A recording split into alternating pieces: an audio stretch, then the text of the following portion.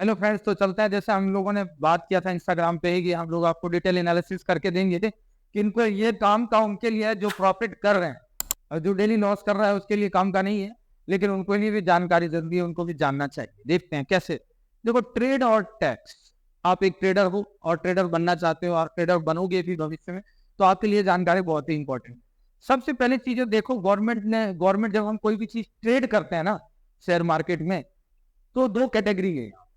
एक तो कैटेगरी हम कर रहे हैं शॉर्ट टर्म, और एक होता है लॉन्ग टर्म। हम लोग बात करेंगे सिर्फ शॉर्ट टर्म के ऊपर, क्योंकि वी आर ट्रेडर।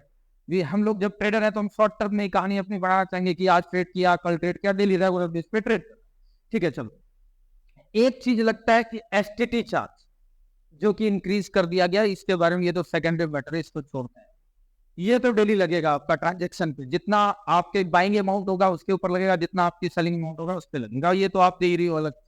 ठीक है, इसका हिसाब किताब बाद में देखेंगे। और दूसरा ट्रेड कर रहे हो आप ऑप्शन और फ्यूचर में, तो ऑप्शन और फ्यूचर में भी आपको ये टैक्स देना है। ये भी शॉर्ट टर्म कैपिटल के अंदर ही आएगा। तो पहली चीज समझते हैं शॉर्ट टर्म कैपिटल होता क्या है। सरकार ये कहती है, इनकम टैक्स में सिस्टम है कि यदि आपने कैपिटल को शॉर्ट टर्म यानी कि जल्दबाजी में आपने पैसा कमा रहे हो, जल्दी जल्दी पैसा कमा रहे हो, तो उस पर आपको कुछ परसेंटेज जो है टैक्स का देना पड़ेगा। जिसमें फ्रेंड्स याद रखना, इसमें किसी भी तरह का डिडक्शन नहीं है। आप सोचोगे मेरे 7 लाख तक की छूट है, इतने की छूट है, तो उसमें लेस करने के बाद मुझे टैक्स देना पड़ेगा। भूल जाओ, वो सब कोई कहानी नहीं है। जितना आपने कमाया उसका आपको पहले 15% देना पड़ रहा था, अब आपको 20% देना है। सिंपल सा फंडा है, ध्यान से समझना। पहला चलते हैं शॉर्ट टर्म कैपिटल को समझते हैं। शॉर्ट टर्म मैंने आपको समझा दिया, तो मुझे जल्दबाजी में पैसा कमाना है। ठीक है, उसमें जैसे इंट्राडे की कैटेगरी हो गई शेयर्स की, जो मैंने आज खरीदा आज बेचा, इसमें तो अभी आपको इनकम टैक्स नहीं देना है। इसमें आपको अभी एसटीटी चार्जेस वगैरह देने हैं, जो वो चीजें आपको देने पड़ेगी।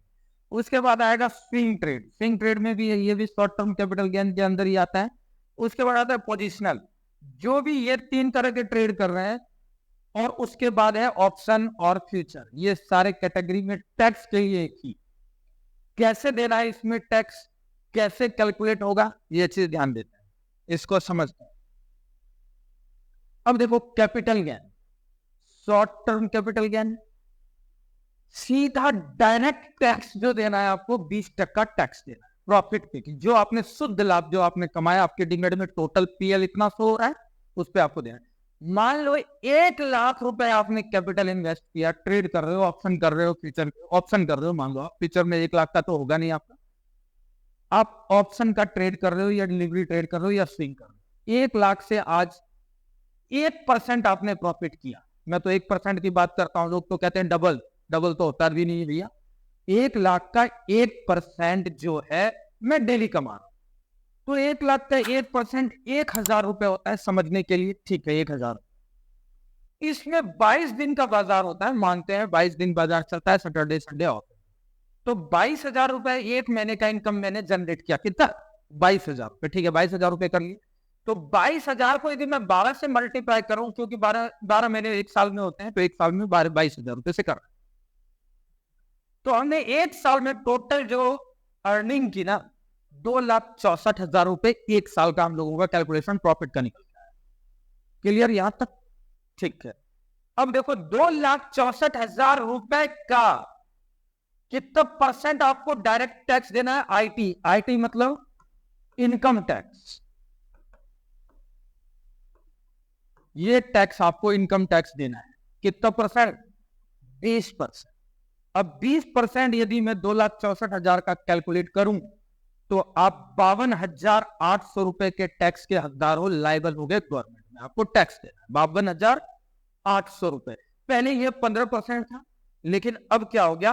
52,800। फ्रेंड्स, उसके बाद यदि आपका कोई शेयर बोनस में मिल गया, उस पर भी आपको देना पड़ेगा।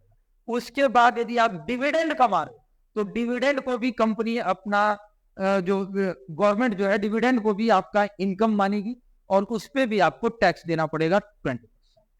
तो ये तो मेरे शुद्ध लाभ, जो लाभ मैंने किया, जो मैंने कमाया 2,64,000, उस पर मैंने 52,800 का गवर्नमेंट को टैक्स दिया। तो इसमें से आपके पास जो अमाउंट बचता है, उसमें आप उसके बाद क्या, आप वहां एसटीटी चार्ज भी दे चुके हो। ये चार्जेस भी आपका लग चुका होगा, तो सोचो आपके पास फिर बचता क्या है, कैसे बचेगा, कैसे करोगे। अब देखो 1% भी डेली का निकालना बहुत मुश्किल होता है। मुश्किल किन के लिए?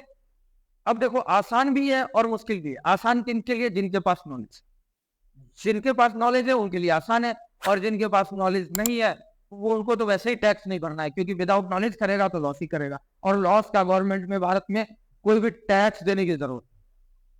तो ये कैलकुलेशन आपके लिए टैक्स के लिए है, आप इसको ध्यान से समझ लीजिएगा, फिर कोई प्लानिंग कीजिएगा। ट्रेडिंग करनी चाहिए यदि मैं प्रॉफिटेबल होता हूं तो। Okay friends, thank you.